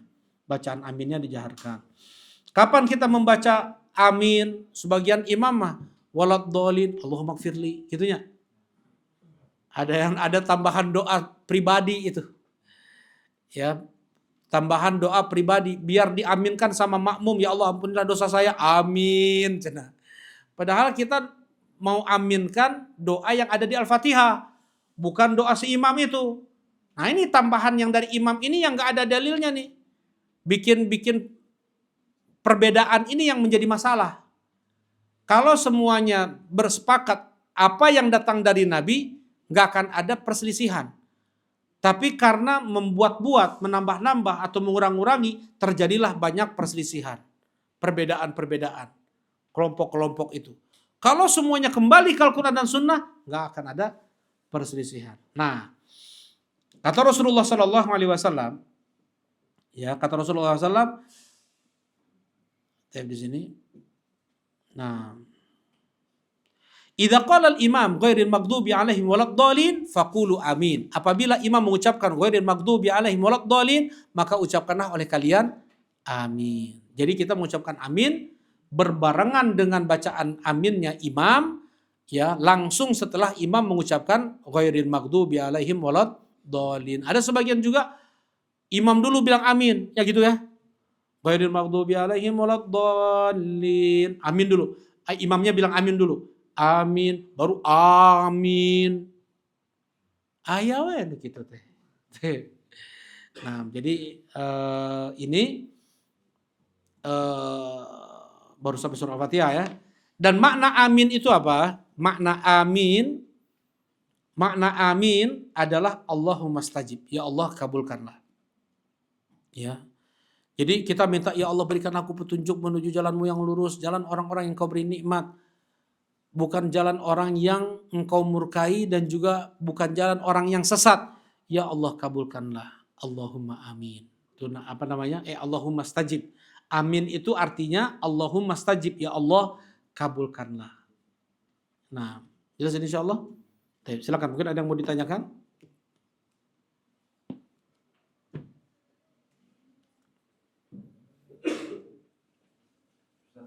Silakan. Nah, silakan dari kanan dulu ya. Kalau baca bismillah tapi disambungin pada saat sholat itu sholatnya sah atau enggak? Disambungin ke alhamdulillahirrahmanirrahim. Ya, Oh gitu. Nah, apakah sah bacaannya atau tidak? Sholatnya sah atau tidak? Kalau memang ada tumak ninah di sana, misalnya, misalnya ya, Ar-Rahmanir Rahim Maliki Yaumiddin, gitu misalnya. Itu kan disambung juga tuh. Kalau masih tumak ninah bacaannya sah. Tapi kalau misalnya Alhamdulillahirabbil alamin arrahmanir rahim maliki yaumiddin iyyaka na'budu wa iyyaka nasta'in ihdinas siratal mustaqim siratal ladzina an'amta 'alaihim ghairil maghdubi 'alaihim waladdallin. Amin. Tarawehan ya. Itu mana tumak ninah? Enggak sah. Salatnya tidak sah. Ada sahabat salat di masjid, Rasulullah lihat. Atau Rasulullah kembali lagi engkau salat, kau belum salat. Kayak gitu lagi salatnya cepat. Subhanallah, Allahu Akbar, subhanallah. Kayak gitulah pokoknya cepat lah baca. Setelah itu Rasulullah bilang lagi, salat lagi engkau belum salat. Salat lagi sahabat ini sampai 3 kali. Datang lagi ke Rasulullah, kata Rasulullah kembali lagi engkau belum salat. Ya Rasulullah, aku tidak bisa lagi lebih baik. Bagaimana? Tolong ajarkan ya Rasulullah. Kata Rasulullah, apabila engkau berdiri, tumak ninahlah. Apabila engkau ruku, tumak ninahlah. Jadi harus tumak ninah, harus tenang kita baca. Walaupun cuma 1 kali nih. Subhana rabbiyal a'la. Sekali, tenang. Daripada 3 kali, subhana rabbiyal a'la, subhana rabbiyal a'la, subhana rabbiyal a'la. Daripada kayak gitu, kita sekali aja bacanya. Tenang, itu sah. 3 kali tidak sah. Kalau tidak, tumak ninah. Jelas ini insyaallah? Ya, nah tadi. Boleh disambung, cuman afdolnya tidak disambung. Rasulullah nanti sebenarnya akan kita bahas itu setelah kita baca surat. Maksudnya bacaan Rasulullah itu memutus per ayat. Setiap ayat diputus. Nah, begitu ya. Nah. Sekarang Pak Firdaus. Kalau kan doa kita yang kan panjang tadi. Ah. Kalau tarawih kan imam suka cepat terus langsung masuk ke Al-Fatihah. Terus kita belum selesai baca iftitahnya. Apakah kita terusin aja? Nggak putus. Jangan kita lanjutin. Iya, lebih kita Makanya kita dapat ya, dapat full. Pahalanya. Karena apa? Karena baca Al-Fatihah itu wajib kita untuk dengar. Nggak boleh kita baca yang lain. Nah, jadi kalau imam baca Al-Fatihah kita harus dengar, kita harus nyimak. Nah, sedangkan Al-Fatihah iftitah hukumnya sunnah. Jangan sampai mendahulukan yang sunnah dari yang wajib. Barakallahu fikum. Ya, silakan. kalau yang hukumnya baca 1 ayat doang dalam 1 rakaat gitu. Nah, Saya ayat kursi doang kita baca setelah Fatihah itu. kalau ayat kursi nggak ada masalah, nggak apa-apa. Qaf gitu, Allahu Akbar. Yasin, Allahu Akbar. Toha, Allahu Akbar. Gitu. Kadang-kadang suka dipotong misalnya kayak surat Al-Fajr misalnya. Ambil setengah. Nggak apa-apa, setengah surat, nggak apa-apa. Nggak apa-apa. 2 ayat terakhir surat Al-Baqarah nggak apa-apa. 1 ayat kursi nggak apa-apa. Ya, cuman kalau misalnya cuma Qul huwallahu ahad, Allahu Akbar. Nah yang kayak gini kurang memaknai. Kalau 1 ayat kursi itu sempurna, 2 ayat terakhir sempurna. Nah misalnya surah Al-Fajr sebagiannya sempurna tuh. Kan surah Al-Fajr ada beberapa tema tuh. Nah per tema misalnya nggak ada masalah. Boleh. Harus tema, iya nggak boleh pertengahan tema. Nggak boleh pertengahan ayat lagi. Boleh. Mantap sekolah. Ya, silakan. Wantu barakallahu fikum. Perihal tadi yang membaca Bismillah ketika kita jadi imam, Nah. makmum Ustaz. Ngajar Bang. Jahar dan sirnya pun dua-duanya kita tetap baca Bismillah Ustaz. Kan kalau jahar kan berarti subuh, maghrib, isya nih Ustaz. Iya. Kan kita ada dua pendapat tadi Ustaz. Iya. Kalau yang imamnya juga sir gitu Ustaz, di asar sama zuhur itu juga sama Ustaz. Kita malah itu wajib untuk baca. Wajib kalau itu jelas. Nah, kalau yang sir wajib kita untuk membaca Bismillahirrahmanirrahim. Nggak bisa kita bilang bacaan makmum bacaan imam di sini. Masya Allah, bagus pertanyaan Abu Ammar tadi. Nah, jelas nggak pertanyaan Abu Ammar tadi? Jadi maksudnya kita kan nggak membaca kita ini tidak membaca Al-Fatihah dan surat. Kita makmum, kita nggak baca Al-Fatihah dan surat di saat sholat jahriyah karena mencukupkan bacaan imam. Seperti itu kan? Ya, ini pendapat yang pertama Anda bilang tadi kan ya. Kalau ikut pendapat yang pertama. Kalau sholat sirriyah gimana? Enggak. Ini hanya berlaku tadi pendapat pertama itu hanya berlaku di sholat jahriyah saja. Di sholat sirriyah enggak, wajib makmum untuk tetap membaca Al-Fatihah dan surat. Begitu insyaallah. Jazakallah khair. Barakallahu fikum. Nah, silakan, masih ada yang lain? Silakan. Ya. Terkait jirjan sirrusan saja. Iya. Jadi di tempat saya itu ada satu ustaz ya. Kalau misalkan baca sir itu kencang Ustaz. Duhur asar teh. Iya. Nah, kadang kalau misalkan dia jadi makmum Ustaz, jadi makmum gitu ya di samping itu suka terganggu Ustaz. Gitu. Nah itu sikap kita harusnya kayak gimana ya Ustaz ya? Dia ini imam. Enggak, bukan. Iya dia tuh jadi kadang kalau misalnya jadi makmum atau jadi imam.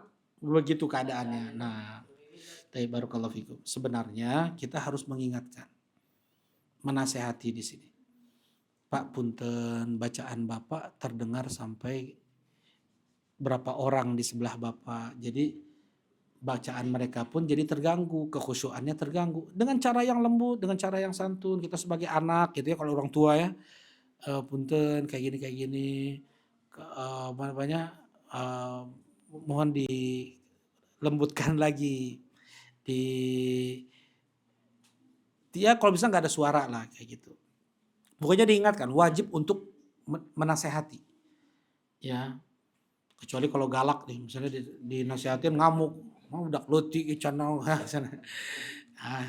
Ini mah enggak, kita bilang ke yang seumur dia untuk tetap menasehati, wajib. Ini kita nih ya. Kita hidup nggak ada yang lurus semuanya, kita semuanya nih. Mau istri kita, mau anak, mau imam, mau ulama, orang soleh, nggak ada yang lurus semuanya. Mesti ada bengkok-bengkoknya. Makanya dalam syariat Islam itu ada tawasau bil haqqi wa tawasau bis sabr. Saling mengingatkan, saling menasehati. Wa ja'alna ba'dakum li ba'din fitnah atasbirun. Kami jadikan sebagian kalian untuk sebagian yang lain itu sebagai ujian. Apakah kalian bersabar? Itu kata Allah Subhanahu wa taala. Enggak ada yang lurus semua, enggak ada. Nah, jadi kita terus mengingatkan. Tujuan kita, tugas kita menasehati, mengingatkan. Mau dia berubah atau tidak, itu bukan urusan kita lagi. Ya. Naudzubillah, ini ada pertanyaannya. Di mana waktu itu ada pertanyaan? Nah, ada pertanyaan kayak gini. Anak saya murtad. Nah, ngeri kan dapat pertanyaan kayak gini kan? Anak saya murtad. Kawin sama orang murtad. Kira-kira gimana hati seorang ayah yang peduli terhadap agama? Kalau yang nggak peduli sama agama mah nggak erek murtad dek neraka dek sebagainya kan gitu. Coba orang nggak peduli sama agama mah yang penting mah duit begitu. Yang penting kawin sama orang kaya. Sebagian orang tua kayak gitu, nggak peduli. Ya, nah ini orang perhatian sama agama nih. Anak saya murtad, nangis dia terasa hatinya. Ya kita bilang, mau sampai kapanpun anak adalah anak kita, buah hati kita. Mau dia di surga atau neraka tetap dia adalah anak kita tuh, kewajiban kita sebagai seorang ayah yang cinta dan sayang kepada anak, terus menasihati, terus mengingatkan. Ya, terus diarahkan. Mau atau tidak, itu bukan urusan kita. Tugas kita adalah mengingatkan, menasehati. Dari perkara yang kecil, ini kan termasuk kecil ya. Dari perkara yang kecil sampai perkara yang besar tadi. Kewajiban kita menasehati, mengingatkan. Ya. Rasulullah mencoba untuk mengajak sang paman masuk Islam. Masuk Islam enggak? Abu Thalib, Abu Lahab, enggak kan? Enggak. Tugas Rasulullah udah selesai. Apa itu? Mengajak. Enggak boleh marah. Udah dinasehatin, enggak boleh. Kalau dia marah, berarti dia mengajak orang tersebut kepada diri dia. Kalau seandainya tidak, dia enggak peduli mau dia terima atau tidak, itu bukan urusan dia. Dia enggak boleh marah. Karena dia sedang mengajak orang ke jalan Allah Subhanahu wa Ta'ala. Urusannya dengan Allah. Bukan, kalau dia marah berarti untuk pribadi dia tuh. Jelasin insya Allah. Nah, gitu. Jadi perlu diingatkan. Perlu diingatkan. Dan dengan kata beda ya, kalau orang tua beda ya. Harus lembut, harus santun, kayak gitu. Nah, kalau sesama umur, ya pakai bahasa kita aja biasa. Jangan keras-keras sholat nih, orang keganggu semua nih. Nah, gitu bilang. Ya. Khair insyaallah. Kita cukupkan kajian kita di siang ini. Subhanakallahumma rabbana wa bihamdika asyhadu an la ilaha illa anta astaghfiruka wa atubu ilaik. Assalamualaikum warahmatullahi wabarakatuh.